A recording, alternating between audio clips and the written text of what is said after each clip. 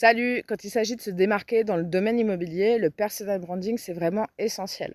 Sur votre blog, vous pouvez personnaliser votre design, l'image de fond, le logo, etc. Attention, vous n'avez certainement pas le droit d'utiliser le logo de votre réseau.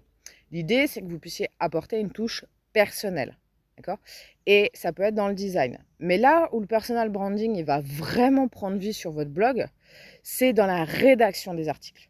Le ton, le style, le type d'article, les spécialités que vous avez, que vous abordez, l'expertise que vous partagez, les anecdotes que vous racontez et même les retours terrain que vous mettez en avant.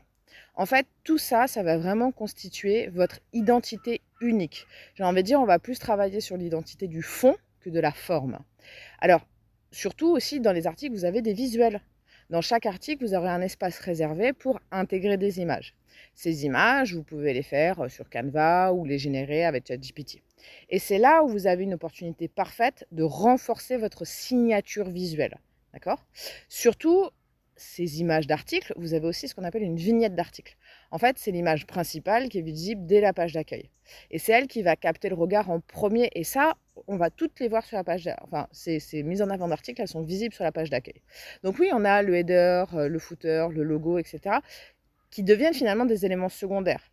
Les gens, ils vont vraiment regarder le design des images mises en avant des articles et l'identité visuelle que vous allez créer dans ces vignettes-là et dans les vignettes de vos articles. Et souvent, en gestion de projet, les gens, en fait, ils passent beaucoup de temps à regarder le header, le footer, le style visuel, etc.